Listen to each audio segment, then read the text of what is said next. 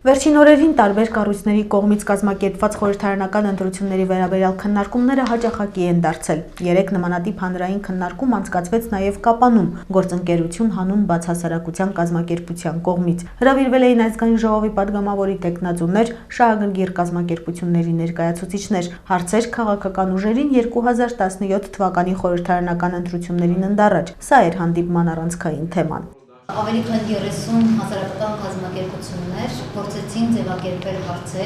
հարցաշարեր, որոնք համարում ենք, որ դրանք կարևորական խնդիրներ են Հայաստանի Հանրապետության եւ հանրությանը հուզող կարևորագույն խնդիրներն են։ Հարցաշարերը ուղղեցին բոլոր քաղաքական ուժերին։ Մենք արդեն ունենք հարցաշարի պատասխանները եւ պատասխանները 4 քաղաքական ուժ, որոնք մասնակցում են այս ընտրություններին։ Եվ հարցումները անցկացվել են նաև քաղաքացիների շրջանում։ Մենք ունենք այդ հարցումների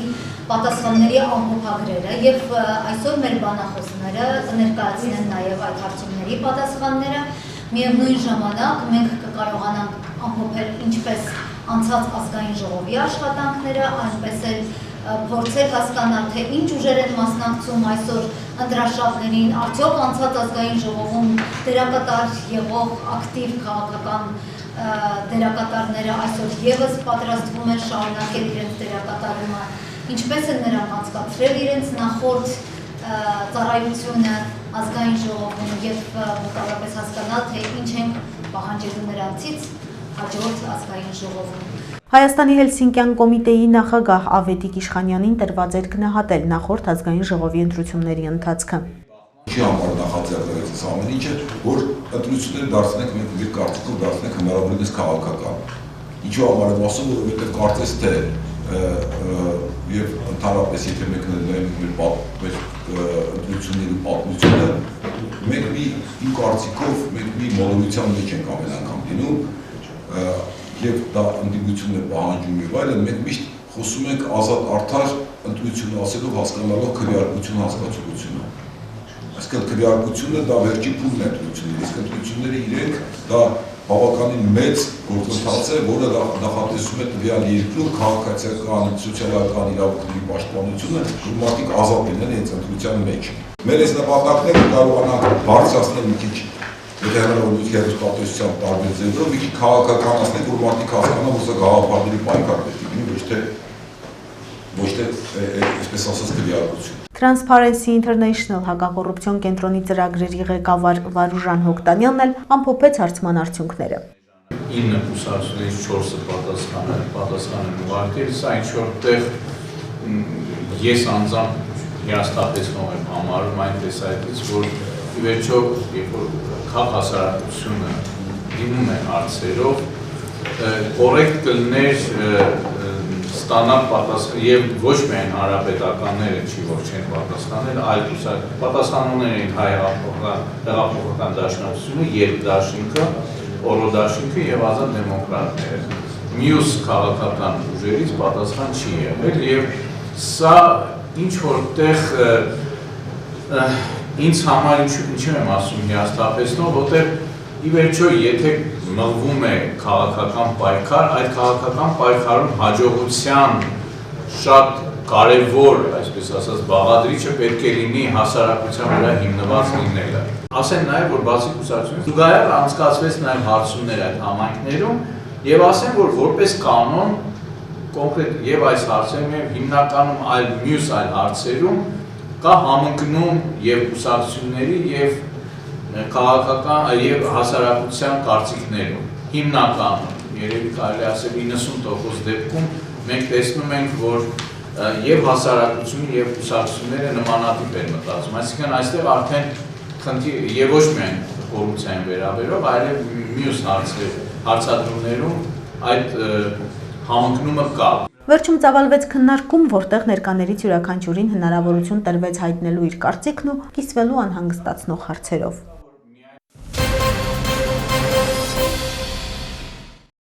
Կապանի Ալեքսանդր Շիրվանզադեի անվան պետական դրամատիկական թատրոնը կապանցի հանդիսատեսի դատին է հանձնել երկար սպասված բակունցյան գույներ ներկայացումը։ Արդեն մի քանի օր է այն բեմի վրա է եւ ուղեկցվում է լեփ-լեցուն դահլիճով։ Հանդիսատեսը սիրեց ներկայացումը, ասում է թատրոնի գեղարվեստական ղեկավար Արթուր Գաբրիելյանը։ Որոշվեց բակունցին բեմադրել գրական խորեոգրաֆիկ ներկայացման տեսքով, որովհետև ցանկացանք համատեղել մի քանի պատմվածքներ, իսկ այդպես ավելի ճիշտ էր պատմվածքների համատեղումը եւ հանդիսատեսին փոխանցելը։ Երբ որ արդեն առաջնախաղը եղավ պրեմիերան, մենք հասկացանք հանդիսատեսի արձագանքից, որ հանդիսատեսը հասկացավ, հանդիսատեսը ընկալեց, որ հանդիսատեսը իր հետ տարավ այն բակունցյան գույները, որ մենք պատկերել էինք բեմում։ Սա էր մեր թատրոնի ստեղծագործական կազմի, սպասարկող անձնակազմի գլխավոր գերխնդիրը՝ մարդկանց հոգու մեջ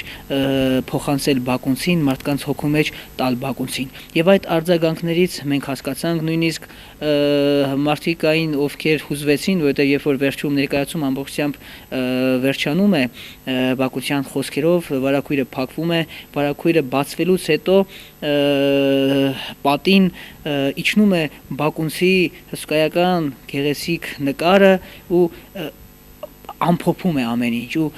բոլորին դահլիճում գտնվող բոլորին առնում է, այսպես ասած, իր գիրկը։ Այդ աչքերին, երբ որ հանդիսատեսը նայեց, ես նայում էի հանդիսատեսին, երբ որ հանդիսատեսը նայեց բակունցի աչքերին, մի պա բոլորի հոգիների մեջ, մի պա բոլորի աչքերի մեջ այդ բակունցը մտավ։ Ներկայացման հիմքում Աքսել Բակունցի 3 ստեղծագործություններն են։ Մթնաձոր, Միրհավ, Բրուտի տղան, շատ գեղեցիկ անցումներով, շատ գեղեցիկ պարերով, գրական, խորեոգրաֆական վիճակներով ստեղծված ներկայացում, որտեղ օգտագործել ենք Բրեխտի էպիկական թատրոնից մի շարք սկզբունքներ։ Միտքն ի սկզբանե դժվար իրագործելի էր թվում։ Բակունցի բնապատկերներն ու նկարագրությունները բեմադրելն իսկական գլուխգործոց է ռեժիսորի ու դերասանի համար։ Բակունցի ծառերը, բակունցի քամին, բնապատկերը, այն արծիվը, այն արվակի քչքջոցը, այն Միրհավը, այդ ամեն ինչը ստացանք պարերի միջոցով։ Թատրոնի խորեոգրաֆը Գայանե Վարդիկյանը,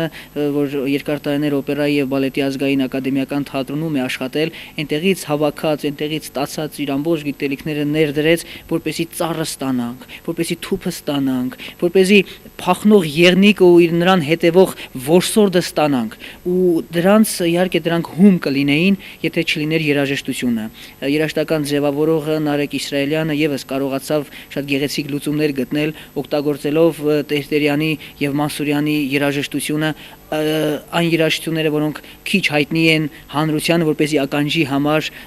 շատ գեղեցիկ հնչի, եւ այդ ամենի համադրությունը դարձավ բակունցյան գույներ, դարձավ բակունցյան աշխարհ։ Բարդ ու ծանր նախապատրաստական աշխատանքները ցանկալի արդյունք տվեցին։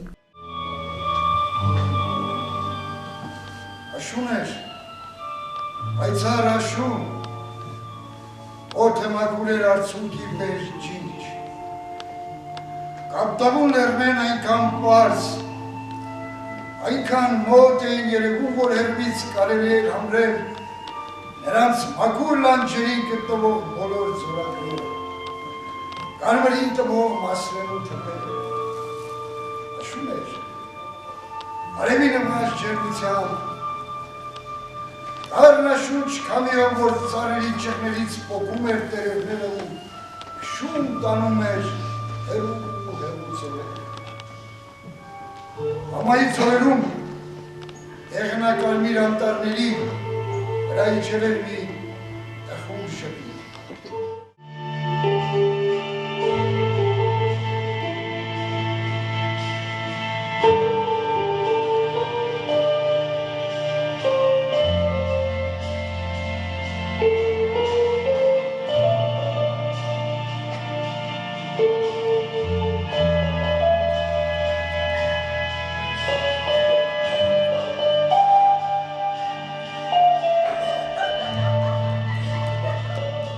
Իդեպ նախապատրաստական աշխատանքներին զուգահեռ Կապանի թատրոնը նաև հյուրախաղերի էր մեկնել։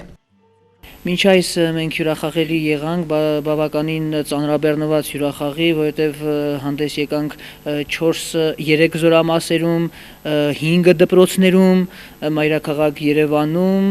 Աշտարակում, Էջմիածնում, Արմավիրում 3 ներկայացումներով գնացել էինք հյուրախաղերի, բանակում եւ դպրոցներում ներկայացրեցինք պատմահերոսական Գարեգին Նժդեհ ներկայացումը, ոչ միայն բարձրացնելով զինվորների բարեհոգեբանական վիճակը, ոգին, այլ նաեւ մեր քաղաքի անունը եւս եւս մեկ անգամ հնչեցնելով այդ քաղաքներում, մեր քաղաքի անուն եւս մեկ անգամ բարձրացնելով նրանց քաղաքապետների մոտ, բարձր ատյաններում ու փառքով պատվով վերադարձանք, լծվեցինք այս գործին։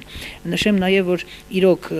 ես համոզվեցի, որ բակունցը շատ հոգեհարազատ է սյունեցիներին, որովհետեւ ընդամենը մի քանի օրվա մեջ տոմսերը գրեթե սպառվեցին, այսօրվա համար մնացել են ընդամենը 15-20 տոմս սարկղում, ամսի 25-ին եւս նշանակված է, 25-ին էլ 2-3 շարք է մնացել ընդամենը։ Այսինքն սյունեցիները նվիրված են այդ բակունցին, ես ճիշտ է, յուրաքանչյուր սյունեցու մեջ կա բակունցը ու այստեղ գալիս են, հանգստանում են, լցվում են ու վերադառնում են իրենց տները։ Առաջիկայում մի շարք փառատոններ կան, այդ թվում եւ բակունցին նվիրված փառատոնը, որտեղ Կապանի թատրոնը եւս պետք է իր մասնակցությունն ունենա։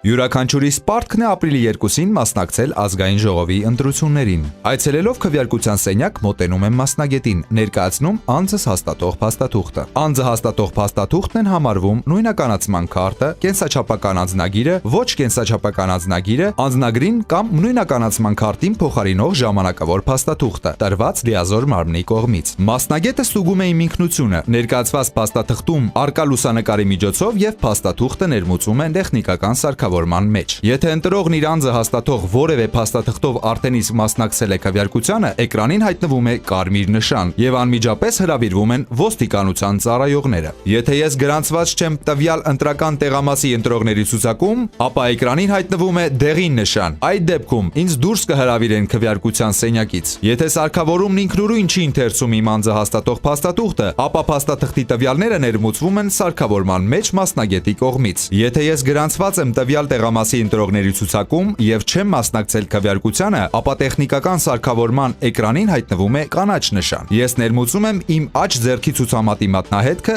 որից հետո սարքավորումը տպում է իմ քվեարկության կտրոնը։ Մասնագետը կտրոնը եւ իմ անձը հաստատող փաստաթուղթը վերադարձնում է ինձ, որից հետո ես մոտենում եմ ընտրողների գրանցումն իրականացնող հանձնաժողովի անդամին եւ տալիս եմ իմ քվեարկության կտրոնը։ Հանձնաժողովի անդամը ընտրողների ցուցակում գտնում է իմ անուն ազգանունը։ Ես ստորագրում եմ իմ տվյալների դիմաց։ Հանձնաժողովի անդամը իմ ստորագրության դիմաց եւ իմ կտրոնի վրա դնում է իր անհատական կնիքը։ Իմ անձը հաստատող փաստաթղթի տվյալները չեն լրացվում ընտրողների ցուցակում։ Եթե չեմ կարողանում ինքնուրույն ստորագրել ընտրողների ցուցակում, ապա իրավունք ունեմ դիմել այլ քաղաքացու օգնության, բացառությամբ ընտրական հանձնաժողովի անդամների։ Գրանցվելուց հետո մոտենում եմ հանձնաժողովի մյուս անդամին, ներկայացնում կտրոնս եւ ստանում քվեաթերթիկները եւ քվեարկության մեկ ծրար։ Ուշադրություն դարձրու, որ ստանաս ընտրություններին մասնակցող բոլոր կուսակցությունների քվեաթերթիկները եւ հիշիր, ընտրողը չի կարող հրաժարվել բոլոր քվեաթերթիկները ստանալուց։ Անցնում եմ քվեարկելու, քվեարկում եմ քվեարկության խցիկում գաղտնի։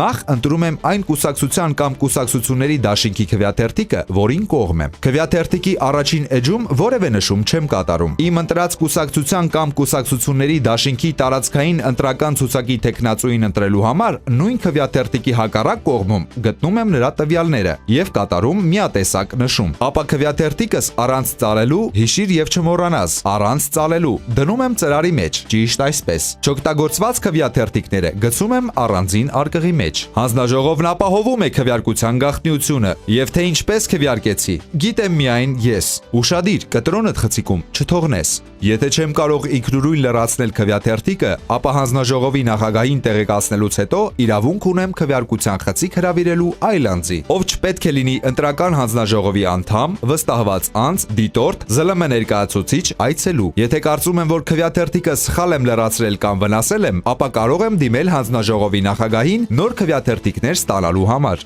Մոտենում եմ քվեատուփին։ Հանձնաժողովի անդամը վերցնում է իմ կտրոնը եւ առանց քվեարկության ծրարն ինձնից վերցնելու քվեարկության ծրարի կտրվածքի միջով քվեաթերթիկին է փակցնում ինքնասոսնձվող դրոշմանիշը, որից հետո բացում է քվեատուփի ճեղքը եւ ես գցում եմ քվեարկության ծրարը քվեատուփի մեջ եւ հեռանում ընտրական տեղամասից։ Դուք եք ձեր քվեի տերը։